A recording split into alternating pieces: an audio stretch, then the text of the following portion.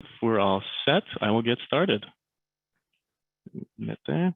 So a little bit of background to go over first. So there are basically two important governing entities that you need to know about when talking about hiring volunteers. So the first one is the Fair Labor Standards Act, or the FLSA. So that is the federal law which sets minimum wage, overtime, record keeping, and child labor standards in the United States. It covers all employers that engage in interstate commerce. So sometimes smaller businesses think that they might not qualify because they don't have enough employees. It doesn't matter if you engage in interstate commerce, you are subject to the FLSA. The Wage and Hour Division of the U.S. Department of Labor, they enforce all those rules set forth by the FLSA. So the Wage and Hour Division does define employee and volunteer a little bit differently. So an employee is a worker who performs services for the employer, and the employer controls how and what the employee will do. Pretty standard, right? Employees must be paid at least the minimum wage, and they receive overtime for any hours over 40 in that work week. Again, pretty standard. They define a volunteer as someone who donates his or her time or energy without receiving financial or material gain. The most common types of fundraising that the most types of volunteering that we see are fundraising and teaching as well. So under the FLSA regulations, an individual cannot volunteer their services for a private for-profit company. For that reason, we really want to avoid all those for-profit volunteers that you hear all about going on. So federally, employment relations are not formed when an individual volunteers services to a religious, charitable, or nonprofit organization. And what do I mean by employment relations, right? All that means is that the volunteer has an expectation of compensation. So if they volunteer their services for a religious, charitable, or nonprofit organization, they are not subject to the FLSA regulations, and that employer does not have to pay those volunteers. They are full volunteering their time out of the kindness of their heart. So for example, a church might staff a fundraising arm full of volunteers, and that's totally fine. They do not have to pay those people. But let's say that they also have a shuttle driver that's paid and brings elderly people to the church every Sunday or something like that. Let's say he wants to volunteer his time driving for some event that they have. That driver, because he is paid, will not be able to volunteer driving. He is able to do something other than his original job, but he is not. If he were to drive, he would be considered a paid employee.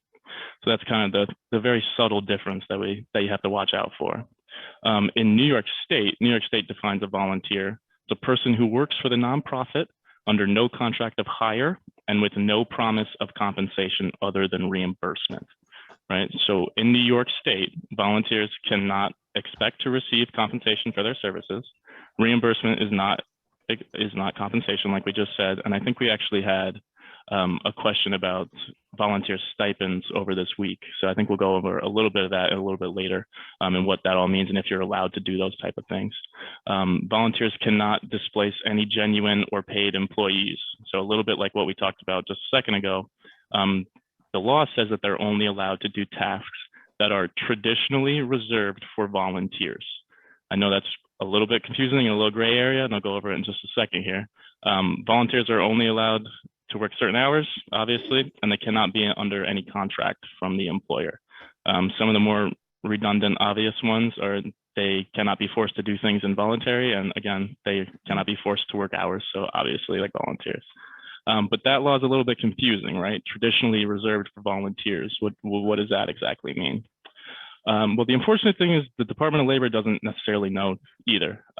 Their position is that when a volunteer cannot provide services that would normally or reasonably be expected to be performed by a paid employee.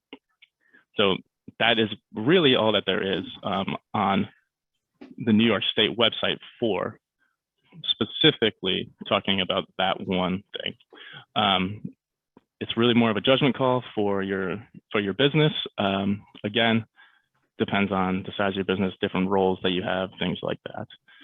To be careful with those compensation packages, the Department of Labor has actually investigated companies that have given gift cards to volunteers as a form of payment.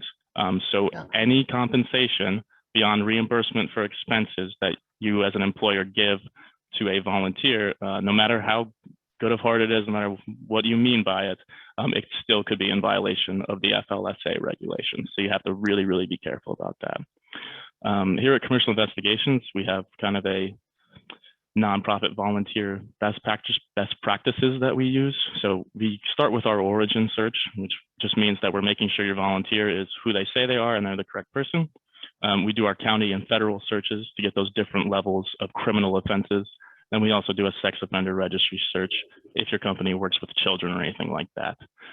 We also have drug tests if you're a company-wide thing, or if you have specific jobs like we talked about earlier, we do a motor search, like if you have any drivers or things like that, or if you hire an accountant or a finance person, we can do a credit check or something like that as well. That's kind of the standard for volunteers that we use for New York State. So that's kind of the whole speech here. I am now going to turn it over to Tyler to go over some of our questions from the week. Thank you very much.